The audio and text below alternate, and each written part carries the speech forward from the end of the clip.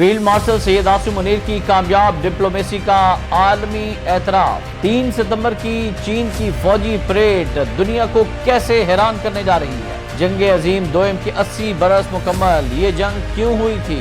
امریکی امیگریشن کے لیے نئی پابندیاں، غزہ میں صہیونی بربریت مسلسل جاری، آج بھی غزہ لہو لہان۔ بسم اللہ الرحمن الرحیم۔ السلام علیکم ناظرین، آپ دیکھ رہے ہیں خبرگام اور میں ہوں احتشام الرحمان۔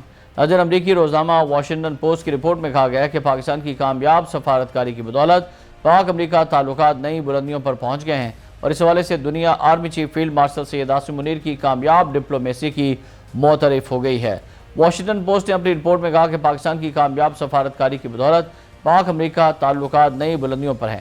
واشنگٹن پوسٹ نے پاکستان کی حالیہ سفارتکاری مہم کو بہترین قرار دیتے ہوئے کہا کہ فیلڈ مارشل عاصم منیر کی حالیہ دورہ امریکہ کو پاک امریکہ تعلقات میں ایک نئی جہت کی علامت قرار دیا جا رہا ہے۔ واشنگٹن پوسٹ کی رپورٹ کے مطابق ٹرمپ کا دوبارہ امریکی صدر منتخب ہو جانا پاکستان کے لیے چیلنج سمجھا جا رہا تھا، تاہم بدلتے ہوئے عالمی حالات میں پاکستانی حکام نے وائٹ ہاؤس کے ساتھ قریبی تعلقات کو فروغ دے دیا ہے۔ امریکی روزنامے نے کہا کہ امریکہ نے انسداد دہشت گردی کے خلاف پاکستانی اقدامات کی تعریف کی اور پاکستان کی کامیاب سفارتکاری کی بدولت کردم تنظیم BLA کو عالمی دہشت گرد تنظیم قرار دیا۔ واشنگٹن پوسٹ کے مطابق پاکستان نے امریکہ کو کرپٹو کے منصوبوں اور معدنیات کی ترقی میں شراکت کی پیشکش کی، اور صدر ٹرمپ نے پاکستان میں مختلف شعبوں میں سرمایہ کاری میں دلچسپی کا اظہار کیا۔ امریکی اخبار نے اپنی رپورٹ میں کہا ہے کہ بھارت سے جنگ بندی کے بعد پاک امریکہ تعلقات میں مزید بہتری آ چکی ہے۔ اور ناظرین، اب ذکر ہوگا چین کا۔ 3 ستمبر 2025 کو دوسری عالمی جنگ کے خاتمے کے 80 سال مکمل ہو رہے ہیں، اور دوسری جنگ عظیم 1 ستمبر 1939 کو شروع ہوئی تھی، 2 ستمبر 1945 تک جاری رہی تھی، اور یہ دنیا کی سب سے بڑی اور خوفناک جنگ تھی جس میں تقریباً پوری دنیا براہ راست یا بالواسطہ شامل ہو گئی تھی۔ اس کا آغاز 1 ستمبر 1939 کو ہوا جب جرمنی نے پولینڈ پر حملہ کیا، اور اس کا اختتام 2 ستمبر 1945 کو ہوا تھا جب جاپان نے امریکہ کی جانب سے ایٹم بم گرائے جانے کے بعد، یعنی ہیروشیما ناگاساکی پر ایٹم بم گرائے جانے کے بعد ہتھیار ڈال دیے تھے۔ ناظرین، دوسری جنگ عظیم کے کئی بڑے اسباب تھے، جن میں ورسلز 1919 کا معاہدہ بھی اہم ہے، کیونکہ پہلی جنگ عظیم کے بعد جرمنی پر سخت شرائط اور پابندیاں لگا دی گئی تھیں، جس سے جرمن عوام میں انتقام اور غصہ بڑھتا چلا جا رہا تھا۔ نازی جرمنی کے لیڈر ایڈولف ہٹلر یورپ کو فتح کرنا چاہتے اور عظیم جرمن سلطنت قائم کرنا چاہتے تھے، یعنی گریٹر جرمنی بنانا چاہتے تھے۔ دوسری جانب اٹلی افریقہ میں اور جاپان ایشیا میں نئی زمینوں پر قبضہ کر رہے تھے، جس سے طاقتوں میں ٹکراؤ پیدا ہو چکا تھا۔ ادھر جب ہٹلر نے پولینڈ پر حملہ کیا تو برطانیہ اور فرانس نے جرمنی کے خلاف جنگ کا اعلان کر دیا۔ ہٹلر یہودیوں، کمیونسٹوں اور دوسری قومیتوں کو ختم کرنے پر تلا ہوا تھا۔ اس کا نتیجہ یہ نکلا کہ کروڑوں لوگ ہلاک ہوئے، تقریباً 7 سے 8 کروڑ کے قریب لوگ دوسری جنگ عظیم میں مارے گئے۔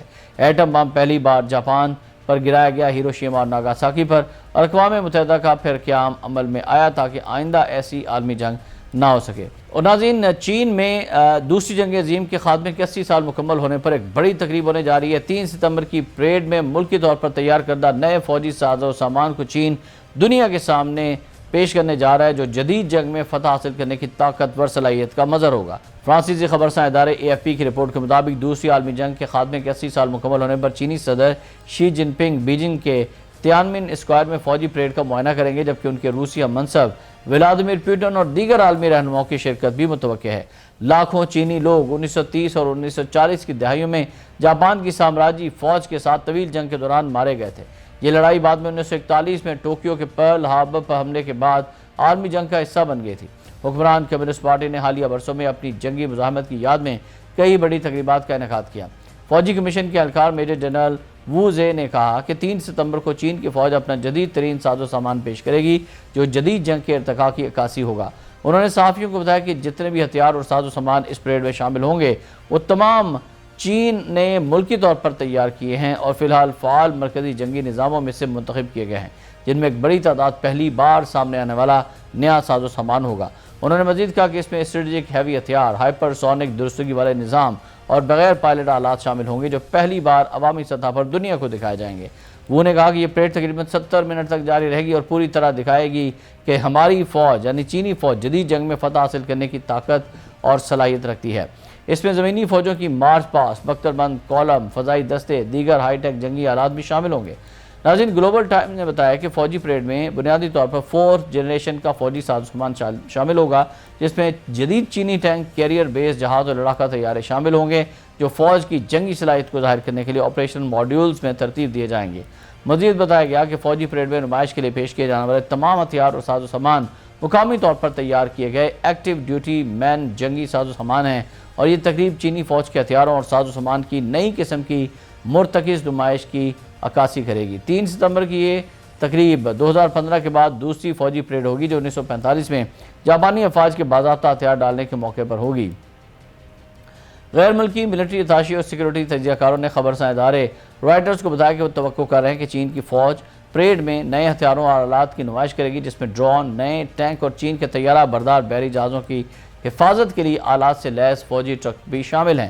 اور روس نے تصدیق کی ہے کہ پیوٹن شرکت کریں گے۔ چینی حکام نے بھی کہا کہ دیگر عالمی رہنماؤں کے بھی منظر نامے میں آنے کی اور یہ ساری پریڈ دیکھنے کی توقع ہے۔ چین نے مارچ میں اپنے دفاعی اخراجات 2025 کے لیے 7.2% بڑھا دیے ہیں۔ ناظرین، چین کی دفاعی بجٹ میں اضافہ ایک ایسے وقت میں سامنے آیا جب بیجنگ کی مسلح افواج تیزی سے جدیدیت کی طرف بڑھ رہی ہیں اور امریکہ کے ساتھ اسٹریٹجک مقابلے کو گہرا کرنے پر نگاہ رکھتی ہیں۔ چین کے پاس دنیا کا دوسرا سب سے بڑا فوجی بجٹ ہے، لیکن وہ اپنے بنیادی اسٹریٹجک حریف امریکہ سے کافی پیچھے ہے۔ ادھر ناظرین، امریکہ میں امیگریشن کے حوالے سے نئی پابندیاں سامنے آئی ہیں۔ صدر ڈونلڈ ٹرمپ کی انتظامیہ نے کہا ہے کہ وہ امریکہ میں رہائش یعنی امیگریشن کے حق کے فیصلے کرتے وقت امریکہ مخالف نظریات بشمول سوشل میڈیا پر اظہار خیال کا جائزہ لیں گے۔ اور فرانسیسی خبررساں ادارے کی رپورٹ کے مطابق امریکی شہریت اور امیگریشن سروسز USCIS نے کہا ہے کہ وہ درخواست دہندگان کی سوشل میڈیا سرگرمیوں کی جانچ کو مزید وسعت دیں گے۔ اور ایجنسی کے ترجمان میتھیو ٹریگیئر نے ایک بیان میں کہا کہ امریکہ کے فوائد ان لوگوں کو نہیں دیے جانے چاہیے جو اس ملک سے نفرت کرتے ہیں اور امریکہ مخالف نظریات کو فروغ دیتے ہیں۔ اور آخر میں آپ کو بتائیں کہ غزہ پر اسرائیلی حملے رکنے کا نام نہیں لے رہے۔ تازہ کارروائی میں مزید 51 فلسطینی شہید ہو گئے۔ غیر ملکی میڈیا کے مطابق منگل کی صبح سے اب تک اسرائیلی حملوں میں کم از کم 51 فلسطینی شہید کر دیے گئے ہیں، جن میں کم از کم 8 امداد کے متلاشی افراد تھے۔ اور رپورٹ میں بتایا گیا کہ اسرائیلی فوج نے غزہ میں امداد تقسیم کرنے والے مراکز کے قریب فائرنگ کی۔ اس کے علاوہ خان یونس میں بے گھر افراد کو پناہ دینے والے خیموں پر حملوں میں کم از کم 8 فلسطینی شہید کر دیے، جبکہ وسطی غزہ کے دیر البلاح کے علاقے میں ایک خیمے پر حملے میں مزید 4 افراد جان سے چلے گئے۔ غزہ کے سرکاری میڈیا آفس کے مطابق اسرائیل کی جانب سے غزہ میں شروع کی گئی تقریباً 2 سالہ نسل کش جنگ میں اب تک 62,000 سے زیادہ فلسطینی شہید ہو چکے ہیں، جن میں کم از کم 18,885 بچے بھی شامل ہیں۔ ادھر حماس کی جانب سے قطر اور مصر کی طرف پیش کی گئی جنگ بندی کی تجویز پر رضامندی کے بعد اسرائیلی حکومت نے ابھی تک کوئی جواب نہیں دیا ہے۔ ناظرین، آج کے اس ویلاگ سے فی الوقت اتنا ہی۔ احتشام الرحمان کو اجازت دیجیے گا۔ اللہ حافظ۔